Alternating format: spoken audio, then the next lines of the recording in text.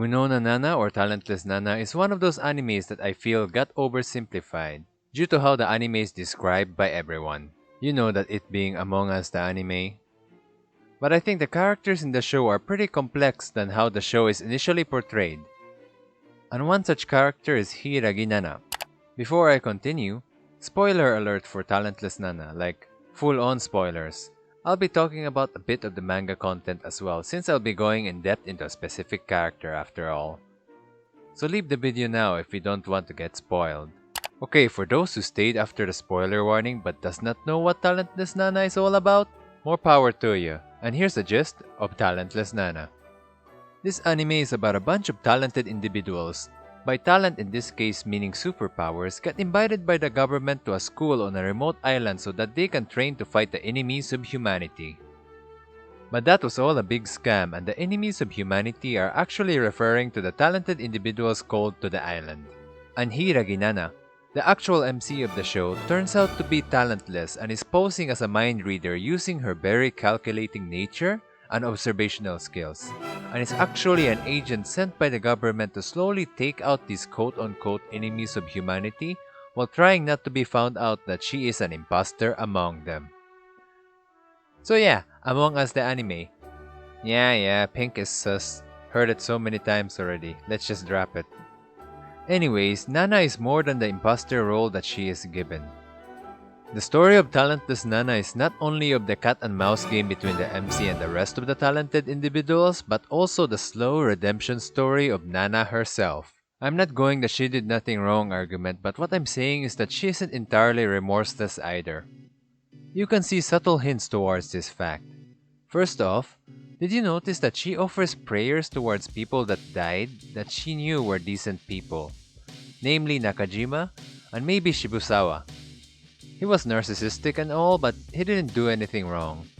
In contrast, the victims that she did not offer her prayer to were nasty people in some shape or form. Tsunekichi tried to assault Nana, Yuka was a crazy stalker, and Habu and Kaori were bullying Michiru. I think Nana's first sign of wavering was when she asked Yuka about the truth on what happened to Shinji.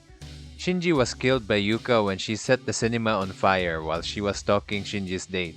And she questions to herself, if Yuka was actually a good person, would she have let her live? That got me thinking, why is she asking questions like this now, and not after the first or second kill? The conclusion I made to that is that with each victim, her guilt is slowly piling up, and the Yuka dialogue is an indicator of that guilt taking a toll on her. You guys think I'm overthinking here? Well, hear me out. Later on in the story, Best Boy Jin makes a hypothesis that the estimated casualty count of each ability user shown on the terminal that is given to Nana by the government actually acts as her cross. And the terminal reassures Nana that she is doing the right thing. After all, she's saving thousands of people. At least that's what she's told.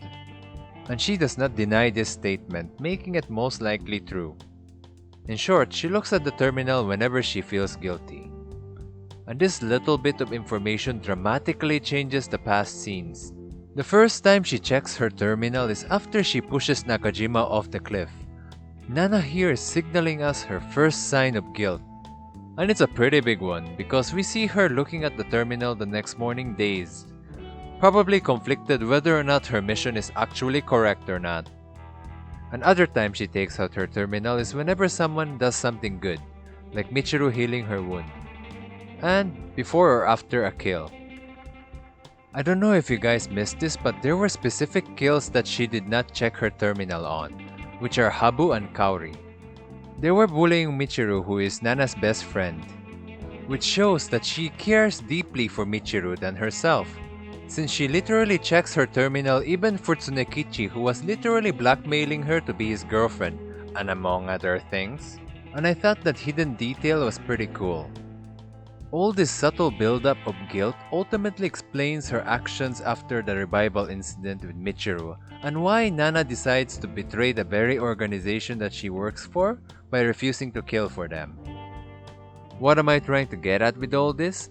Well, I just want to emphasize that I love characters that are in the gray in storytelling, who are not simply labeled as good or evil, but with their own complex motivations in doing anything.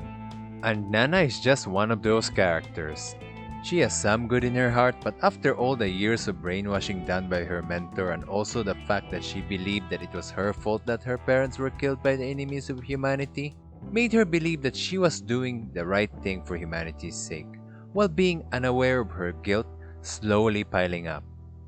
I just want to say that I love the fact that Talentless Nana does not expressly tell you this earlier in the show, and just show us scenes that on the surface look like plain remorselessness if you're not paying attention. And I find that very rewarding as an overthinking viewer, and makes her positive character arc much more enjoyable to watch. And that's why I feel like it would be almost unfair to label such a flawed character that's having this internal struggle just an imposter. And I know I made an imposter reference in my Mami-chan video, but hey, that just means I'm also a flawed character. Did you enjoy the video? If you did, please like, subscribe, hit that notification icon for more contents like this, and I'll see you guys next time.